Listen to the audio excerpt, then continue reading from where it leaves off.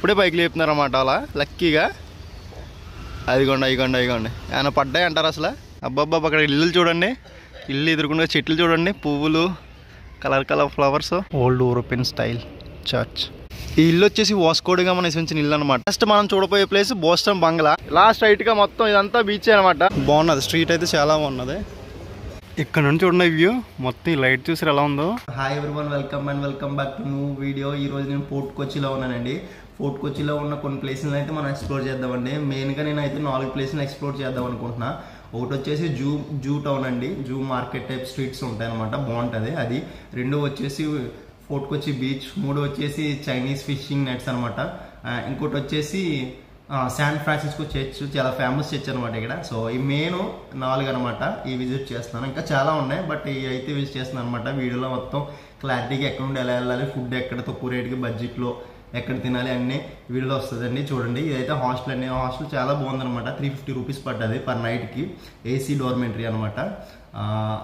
ఈ హాస్టల్ పేరు వచ్చేసి గో స్టాప్స్ హాస్టల్ అనమాట. సో మీకు లింక్ డిస్క్రిప్షన్ ఇస్తాను, చూడండి. సో ఇప్పుడైతే బయటికి వెళ్ళిపోతాం. ఇదేనండి మెయిన్ ఏరియా. ఇది వచ్చేసి రివర్ రోడ్ అంటారు. ఇదే అనమాట మోస్ట్ హ్యాపెనింగ్ ప్లేస్ ఇక్కడ. సో మనకి ఇక్కడే అక్కడ పెంకిడిల్లు కనిపిస్తుంది చూడండి, పెంకిడిల్ టైపు, అది మెట్రో అనమాట, కొచ్చి మెట్రో. సో ఇలాగే పక్కన ఉంటే మనకి చైనీస్ ఫిషింగ్ నెట్స్ ఉంటాయి. లోపలికి వెళ్ళి చూపిస్తాను రండి. ఇదిగోండి, అలా రివర్ రోడ్ నుండి ఇలా పక్కకి రాగానే మనకి ఇది కనిపిస్తుంది అనమాట. ఇప్పుడు వల పైకి అవుతున్నారు చూడండి, అదిగోండి ఇక్కడ తాళ్ళతో లాగుతున్నారు, కనిపిస్తుందా మీకు? ఇక్కడ వల పైకి లేస్తుంది, ఇంత దగ్గరుండి చూపిస్తున్నాను. అదిగోండి ఇప్పుడే పైకి లేపుతున్నారు అన్నమాట అలా లక్కీగా. అదిగోండి ఏమైనా పడ్డాయి అంటారు అసలు. చూద్దాం ఏమైనా పడ్డాయేమో. కొంగలు అయితే పడుతున్నాయి, చేపలు పడతాయి లేవు కానీ. సో ఇది చైనీస్ వాళ్ళు 1400 సంవత్సరాల్లో ఇక్కడికి వచ్చినప్పుడు వాళ్ళు పర్యాటకులు వచ్చినప్పుడు ఇంట్రడ్యూస్ చేశారంట అండి ఇక్కడ. అతని పేరు జంగ్షా ఏదో ఉంది, మనకు తెలియదు. సో హిస్టరీ గురించి మనకు తెలియదు. సో అదనమాట, అప్పటి నుండి ఇలా కంటిన్యూ అవుతుంది అనమాట. ఇది ప్రతి చోట్ల వర్క్ అవ్వదంట. సో కొన్ని చోట్ల మాత్రమే. సో చేపలు అయితే ఏం రాలేదండి, వదిలేస్తున్నారన్నమాట. అక్కడ చూడండి మెయిన్ అక్కడ ఉన్నమాట. సో అక్కడ లాగుతున్నారు, ఇప్పుడు దాన్ని జాయిగా వదులుతున్నారు అన్నమాట పైకి. సో ఇలా దిగుతుంది ఇక్కడ, కొంచెం వల దిగుతుంది చూసారా. పక్కనే వాటర్ మెట్రో, అదిగోండి మెట్రో వెళ్తుంది, అదిగోండి వాళ్ళలా దిగుతుంది. అక్కడ అలా పైకి లెగుతున్నారు తాళ్ళు వదులుతున్నారు సింపుల్గా. ఆ బరువుకి అది అలా దిగిపోతుంది వాళ్ళ. సో అదనమాట, మొత్తాన్ని దించేసి ఉంచేశారు, మళ్ళీ కాసేపటికి లేపుతారేమో. సో చూసారు కదండి, ఇదనమాట. అక్కడ కనిపిస్తుంది చూసారా పెంకిడిల్ టైపు. సో అదే అనమాట ఫోర్ట్ కొచ్చి మెట్రో స్టేషన్. సో ఈ చైనీస్ ఫిషింగ్ నెట్స్ పక్కనే ఉంటాయి అనమాట. ఇవే మెయిన్ అట్రాక్షన్ ఈ ఫోర్ట్ కొచ్చికి. సో చాలామంది తెలిసే ఉంటుంది కదా, ఇవే మెయిన్ అట్రాక్షన్ అనమాట. సో మనకి ఇది ఫోర్ట్ కొచ్చి మెట్రో స్టేషన్, మనకి ఎర్నాకుళం అక్కడ ఉంటుంది అనమాట. అక్కడ నుండి డైలీ మెట్రోస్ ఇక్కడ దాకా తిరుగుతాయి. ఈ ప్లేస్ వచ్చేసి వాస్కో డి గామా స్క్వేర్ అంటారండి. 1498లో వాస్కో డి గామా వచ్చారంట ఇక్కడికి వచ్చి కొన్నాళ్ళు నివసించారనమాట. ఆయన చచ్చిపోయిన ప్లేసు ఇక్కడే ఉన్నది. సో అందుకని చెప్పి ఆయన జ్ఞాపకార్థం కింద 1985లో అయితే వాస్కో డి గామా స్క్వేర్ అని చెప్పి పెట్టారంట. సో ఇది మెయిన్ అట్రాక్షన్ అనమాట. ఇక్కడ మెయిన్ అట్రాక్షన్ అంటే మొత్తం వచ్చి ఇలా కూర్చుంటున్నారు అన్నమాట టూరిస్టులు వచ్చి. సాయంత్రం అయినప్పటికి భలే ఉన్నది ఇక్కడ. అక్కడ ఫిషింగ్ నెట్స్ ఉన్నాయి చూసారా, వాళ్ళు ఫిష్లు పట్టుకుని ఇక్కడే సేల్ చేసేస్తున్నారు, లేదా నైట్ అయినప్పటికి రెస్టారెంట్ పెట్టి స్ట్రీట్ ఫుడ్స్ కింద కుక్ చేసి అమ్మేస్తున్నారు అనమాట. ఇలా కొద్ది ఎదురుగా నడుచుకుంటూ వెళ్ళిపోతే మనకి బీచ్ వచ్చేస్తుందండి. ఇక్కడ నుండి 300 మీటర్స్ అనమాట అంతే. అంటే బీచ్ నుండి ఇలా పాయ కింద వస్తుంది కదా, సో ఇదనమాట పాయ ఇది. సో కొద్ది ఎదురుకి వెళ్తే బీచ్. సో 300 మీటర్స్ ఉంటుంది, నడుచుకుంటూ వెళ్ళిపోవచ్చు.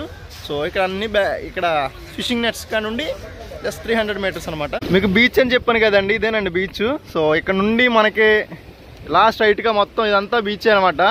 ఇటు సైడ్ అయితే మనకి అదే బ్యాక్ వాటర్స్ టైపు, అంటే ఒక పాయ కింద విడిపోతుందని చెప్పాను కదా లోపలికి వచ్చేది. సో అదిగోండి అదంతా సముద్రం అనమాట. సో బీచ్ అయితే ఎలా ఉన్నది. సో అదనమాట, పక్కనే ఉంటాయి అనమాట అన్ని. అదిగోండి చైనీస్ ఫిషింగ్ నెట్తో. సో ఇలా వచ్చేస్తే బీచ్. నెక్స్ట్ మనం చూడబోయే ప్లేస్ బోస్టన్ బంగ్లా. దీని గురించి నేను ఎక్స్ప్లెయిన్ చేస్తాను లోపలికి వెళ్ళి. ఇక్కడ చూసారండి మ్యాప్, 16th సెంచరీలో మనకి డచ్ వాళ్ళు ఎలా వచ్చారు ఇండియాకి ఏంటి అని చెప్పి మొత్తం ఒక ఐడియా కింద పెట్టారు. సో నేను బయటికి ఎక్స్ప్లెయిన్ చేస్తాను, ఇక్కడ మాట్లాడితే లేదు, కెమెరా నాట్ అలౌడ్ అనమాట.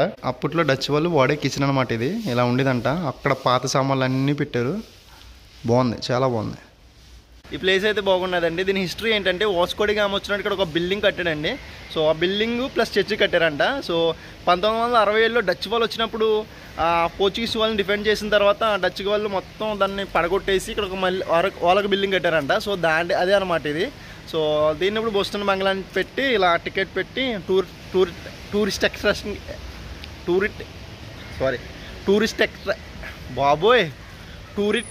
టూరిస్ట్ ఎక్స్ట్రాక్షన్ కింద మార్చేశారనమాట. సో అది 35 రూపీస్ టికెట్. పర్లేదండి, ప్లేస్ అయితే బాగున్నది. ఇది ఎగ్జాక్ట్గా వచ్చేసి అయిగోండి ఇక్కడే ఉన్నాయి Chinese fishing nets, Vasco da Gama square దాని వెనకాలే ఉంటుంది అన్నమాట, దాని పక్కనే ఉంటుంది. ఇగోండి ఇక్కడ ఉండి ఫిరింగులు, ఎవరైనా ఏదైనా బోట్ వస్తే డిష్యూమ్ అని అదిగోండి చైనీస్ ఫిషింగ్ నెట్స్ ఇంకోండి ఇక్కడే అనమాట, పక్కనే ఉంటుంది బోస్టన్ బిల్డింగ్ అనేది. అది టూరిస్ట్ అట్రాక్షన్ కాదు, టూరిస్ట్ అట్రాక్షన్. మనం ఈ స్ట్రీట్లో నడుస్తుంటే అసలు ఏదో ఇండియాలో ఉన్నట్లేదు అనమాట ఇది. ఇంకోండి ఈ స్ట్రీట్ లైట్లు, ఆ బిల్డింగ్ ఆర్కిటెక్చర్లు, సో గ్రీనరీ మొత్తం భలే ఉన్నదనమాట. అంటే మొత్తం ఫ్రెంచ్ ఆర్కిటెక్చర్ కదా, డచ్ ఆర్కిటెక్చర్ కదా. సో అదనమాట. సో ఇది బోస్టన్ బంగ్లా. ఇలా కొద్ది ఎదరికి వెళ్ళిపోతే శాన్ ఫ్రాన్సిస్కో చర్చ్ అక్కడ ఉంటుంది అనమాట. నడుచుకుంటూ వెళ్దాం రండి. ఈ టూరిస్ట్ ప్లేస్లన్నీ పక్కనే ఉంటాయన్నమాట. మొత్తం టూరిస్ట్ ప్లేస్లన్నీ చెప్పి చూపిస్తాం. 500-600 ఆటో మాట్లాడుకోకుండా అసలు వేస్ట్ అనమాట. నడుచుకుంటూ వెళ్ళిపోవచ్చు. కొంచెం ఇక్కడ నుండి కొంచెం దూరంగా ఉండేది ఏంటంటే జూ టౌన్ అనమాట. Zoo town.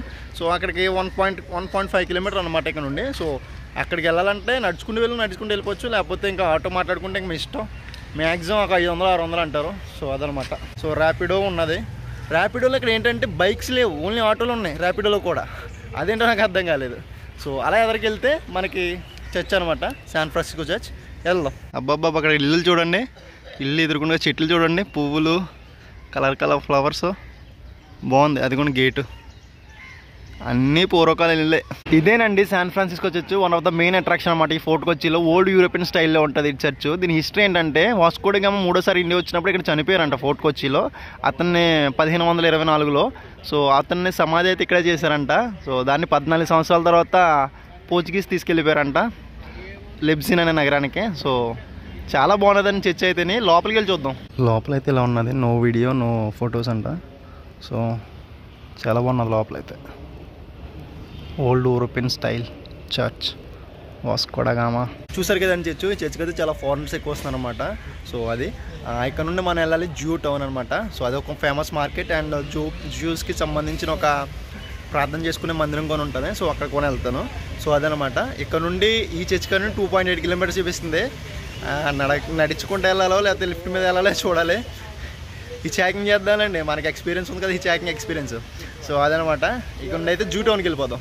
ఈ ఇల్లు వచ్చేసి వాస్కో డి గామా నివసించిన ఇల్లు అనమాట. లోపలికి వెళ్తాక లేదండి, ఇక్కడ బుక్ చేసుకోవాలన్నమాట హోమ్ స్టే. సో దీన్ని హోటల్ కింద మార్చేసారు ఇప్పుడు. సో ఇది వాస్కో డి గామా నివసించిన ఇల్లు అంట. అయితే ఇదిగోండి ఇలా వెళ్ళేదారులు ఇలా ఉందన్నమాట రోడ్డు.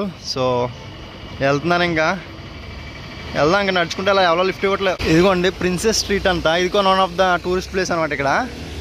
సో ఇలా వెళ్ళాలి. ఇదన్నీ పక్కన ఉంటాయి అనమాట. సో నేనైతే వెళ్ళట్లేదు. ఫుడ్ తిన్నామని ఆగాను. 120 రూపాయలు అనమాట, 3 పరోటాలు చికెన్ కర్రీ కలిపి. ఎలా ఉందో చూద్దాం. ఇదిగోండి ఎలా ఉందనమాట. తినేసి చెప్తాను ఎలా ఉందో. ఈ సౌండ్కి ఏమి నింపిదు ఫోను.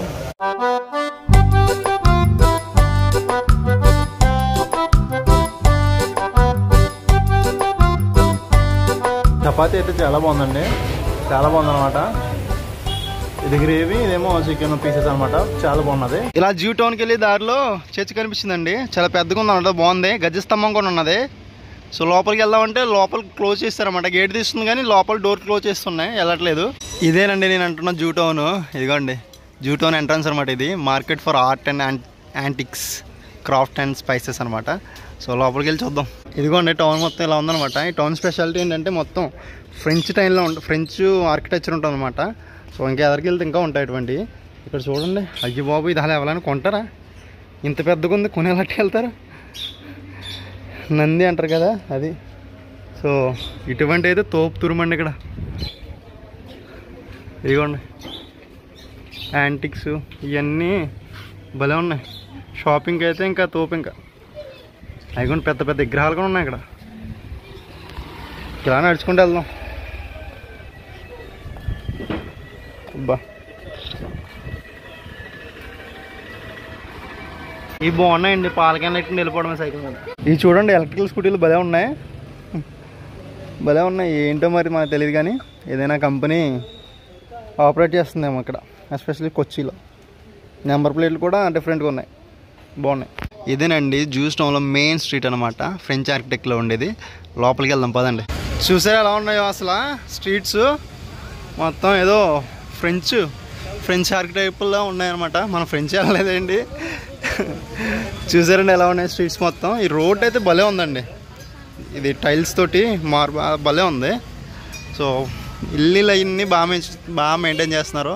అప్పట్లో కట్టిన ఇల్లు అలాగే ఉంచారనమాట, మొత్తం ఏమీ మాడిఫై ఏం చేయకోకుండా. సో అదనమాట, బాగున్నది స్ట్రీట్ అయితే, చాలా బాగున్నది. లోపల మొత్తం ఒక్కొక్క షాపులో ఒక్కొక్కటి, ఇంకా చాలా బాగున్నది స్ట్రీట్ అయితే. ఇంకోండి ఎక్కడ చూడండి డ్రెస్సులు.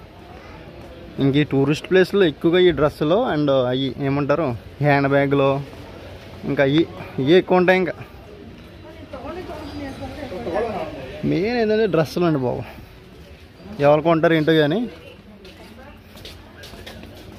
సో న్యాచురల్ పర్ఫ్యూమ్స్ అంట ఇగోండి. సో మనం ఈ స్ట్రీట్ ఎండ్కి వచ్చేసాం. ఈ స్ట్రీట్ ఎండ్లో జ్యూస్కి సంబంధించిన ఒక ఏమంటారు దాన్ని, ప్రార్థనా మందిరం అంటారు కదా. సో అది ఉన్నదనమాట. లోపలికి వెళ్ళి టికెట్ తీసుకోండి, మనం కొంచెం సేపు ప్రేయర్ చేసుకుని వచ్చేద్దాం. మనకి జ్యూస్ అంటే యోధులు కదా, సో అనమాట. వెళ్దాం లోపలికి. 10 రూపీస్ అనమాట ఎంట్రన్స్ టికెట్. ఇంకొక ఎంట్రన్స్ ఫీ 10 రూపీస్ అనమాట. లోపలికి వెళ్దాం. ఇది లోపలండి, ఫోటో వీడియోస్ నాట్ అలౌడ్ అనమాట. మొత్తం ఇజ్రాయిలీ స్టైల్లో ఉందన్నమాట. ఇక్కడ వదిలేసి లోపలికి వెళ్ళమన్నారు జోళ్ళు. సో కాసేపు అలా లోపలికి వెళ్ళి వచ్చేస్తాను. సో ఇంతేనండి, ఇక్కడ ఉంది, ఎలా ఉందన్నమాట. సో లోపల అయితే ఇది. ఇక్కడ నుంచి చూడండి వ్యూ మొత్తం, ఈ లైట్ చూసారు ఎలా ఉందో, మామూలుగా లేదు. అదండి ఇప్పుడే బయటకు వచ్చేసానండి. జ్యూస్ టెంపుల్ అయ్యి లోపల బాగున్నా అనమాట. కాసేపు ప్రేయర్ చేసుకుని వచ్చేసాను బయటికి. సో అదండి, పొద్దు నుండి తిరిగి అనుకున్న డెస్టినేషన్లు అయితే కవర్ చేస్తాను ఈరోజు నడుచుకుంటా. సో ఇదే మన ఆటో తీసుకుంటే 400 వెళ్తుంది, 500 600 చెప్తారు. సో నడుచుకుంటూ అయితే కవర్ చేసి ఇచ్చే వాళ్ళకైనా, ఇలా నాకులో ఒప్పుకుంటే లేని వాళ్ళు ఆటోదైనా బుక్ చేసుకోండి. సో అదనమాట, అన్నీ పక్కన ఉంటాయి ప్లేస్లు. సో ఈ వీడియోని ఇక్కడ ఎండ్ చేస్తున్నానండి. ఈ జ్యూస్ టౌన్ కొంచెం దూరం అనమాట. ఈ వీడియోని ఇక్కడ ఎండ్ చేస్తానండి. నెక్స్ట్ వీడియోలో అయితే సస్పెన్స్ ఏం లేదులేండి. నెక్స్ట్ వీడియోలో మనం గోవా వెళ్తున్నాం అనమాట. నెక్స్ట్ వీడియో నుండి గోవా లాగ్స్ వస్తాయి. కేరళ నుండి గోవా వెళ్తున్నాం అనమాట. సో అది వీడియోలు కూడా వస్తుంటాయి, దాన్ని కూడా చూసి సపోర్ట్ చేయండి. ఈ వీడియోని ఇక్కడ ఎండ్ చేస్తున్నాను. మీకు నచ్చినట్టయితే లైక్ చేయండి, వీలైతే సపోర్ట్ చేయండి, సబ్స్క్రైబ్ చేయండి. Thanks for watching.